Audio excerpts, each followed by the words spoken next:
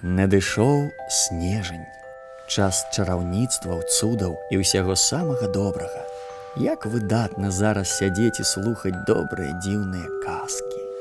Так што хутчэй знаходзьце самае ўтульнае месца ў хаце і слухайце уважліва. Добры вечар, мае даражэнькія. Сёння пачуем казку Якуба Коласа, як птушкі дуб ратавалі.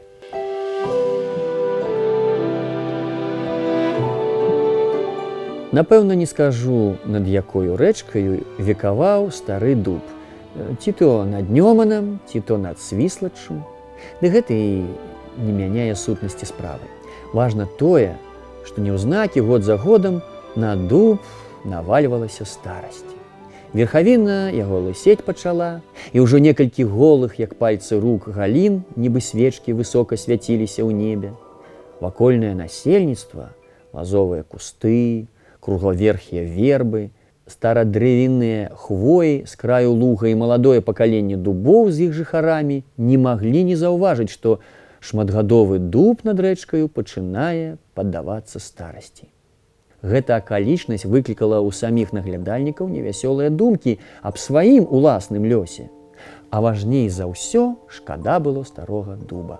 Усе да яго папрывыкалі, любілі грозны шум яго ў час летніх навальніц.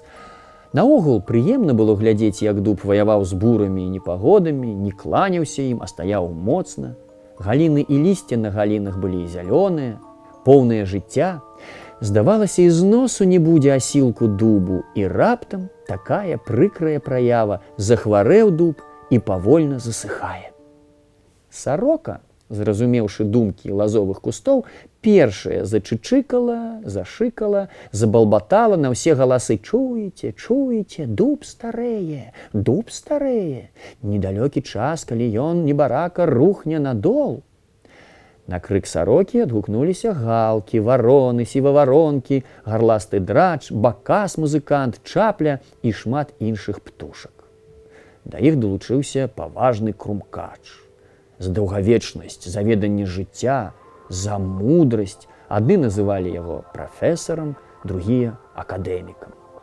Усё птаства, як па сігналу, сабралося каля дуба, пад дубам і на самім дубе.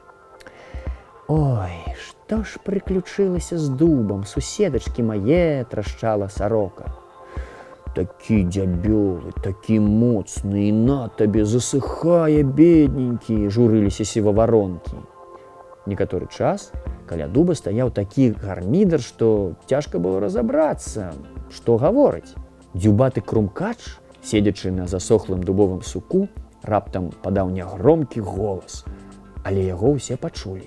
Голас гэты быў нейкі зусім асаблівы, гарлавы, нібы ён зарадзіўся ўнутры валляка і там заграз. Цяжка было дакладна азначыць голас мудрага крумкача. Голас гэты нагадваў словы грук, круп, крум, а некаторым нават здавалася, што крумкач выразна вымавіў труп. На гэты час падляцелі сюды сойка, дрозд і голуб. А матачкі мае, у роспачы ціха прамовіла сойка. Гэта ён варожыць, што памрэ дуб, і ад яго астанецца труп. Не, гэта гаворыць мудры прафесар, уставіў словы голуб. Прафесар дае параду, што хвораму дубу трэба круп, грэцкіх ці прасяных. Вы не разумееце слоў прафесара, бо ён гаворыць па-латыні, заўважыў дрозд.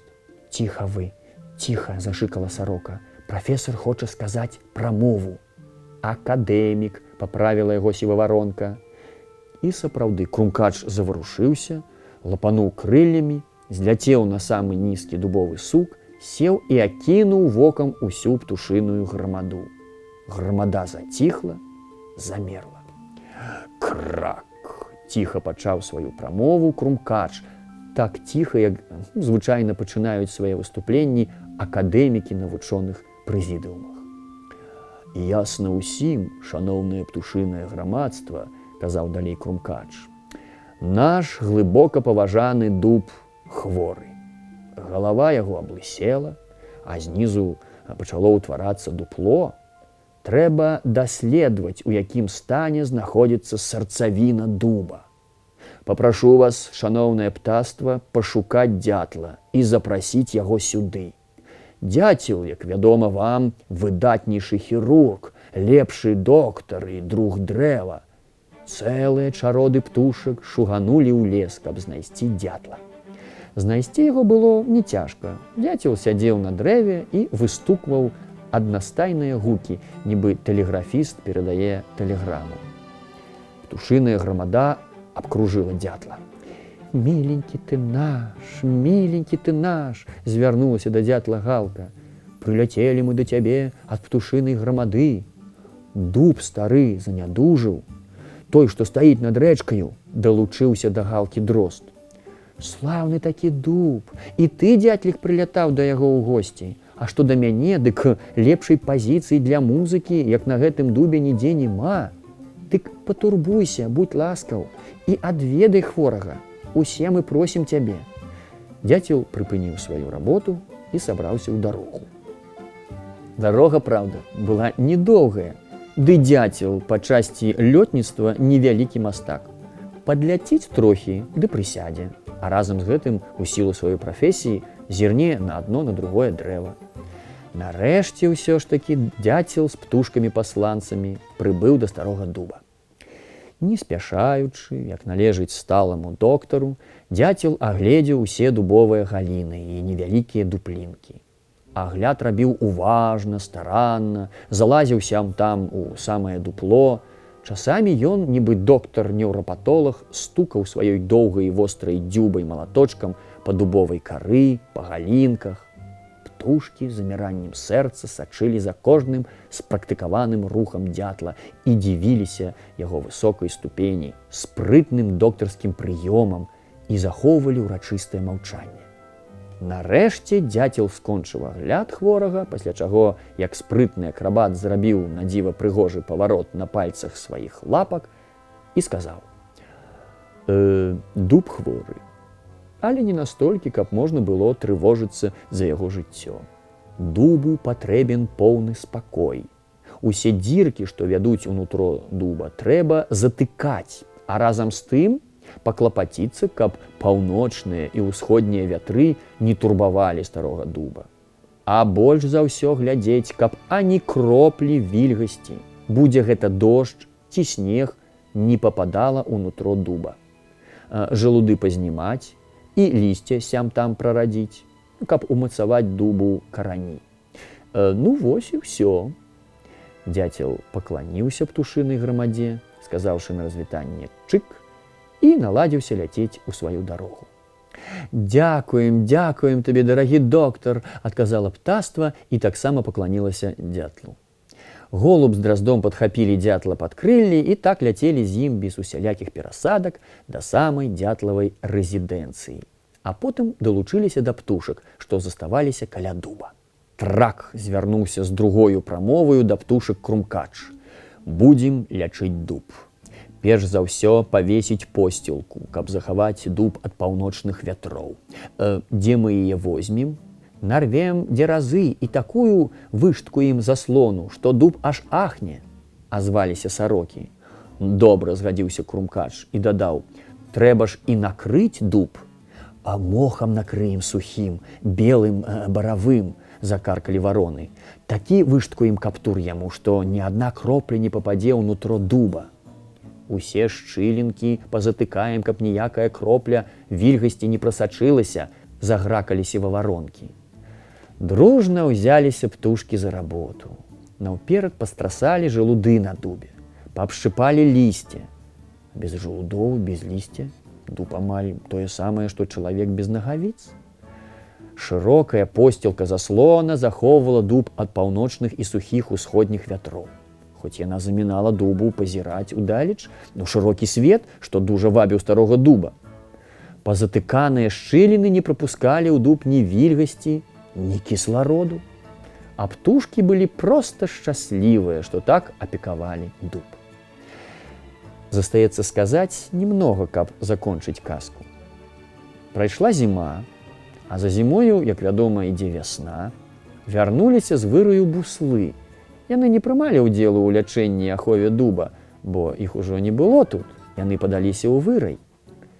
Як зірнулі яны на дуб, дык з гора і здзіўлення угору дзюбы пападнімалі, што сталася з дубам. На яго лысай верхавіне адзеты быў каптур, як у старой бабкі. З двух бакоў віселі шырокія заслоны, усе акенчыкі ў дубовыя камлі былі шчыльна пазатыканыя. Будзь-ведь, пачаў стары дуб, і, здавалася, ледзь на нагах трымаўся. Што сталася з нашым дубам? Што будзе з нашым домам? Гаварыла бусліха, закінуўшы нос высока ўгару. Ой, мілыя, як апекаваліся мы над ім, як лячылі, адказала буслам сарока шчабятуха. Апекаваліся? Лячылі? З горачу перадражніў яе бусел. Заапекавалі і залячылі. Давай, жонка, самі будзем даваць раду нашаму дубу. Разбурылі яны заслону, сатканую з дзеразы, скінулі з старой галавы дуба каптур, павыцягвалі канапатку з дубовых шчылін, дыхнуў дуб свежага паветру і адразу лягчэй стала яму. А калі прайшоў дождж і напаіў сухое нутро дуба спажыўную вільгаццю, ён зусім акрыяў. Зазелянела на ім лісце, і пад канец лета на дубе выраслі жалуды. Дзякуй вам, дзеці мае, звярнуўся дуб да сваіх жыхароў. Адсланілі вы мне свет, і я нібы другі прыйшоў у яго. А потым усміхнуўся і дадаў: усюды ва ўсім трэба мець розум і ведаць меру. Усюды ва ўсім трэба мець розум і ведаць меру. Вельмі добра, сказаў дуб. Часам мы так моцна стараемся нешта зрабіць камусьці, дапамагчы, што перастаем бачыць самога таго, каму дапамагаем. А як вы зразумелі словы дуба? Абавязкова пагаварыце пра гэта з бацькамі перад сном. Да таго ж самы час узбіваць падушку, залазіць пад коўдру. Дабранач, мае маленькія.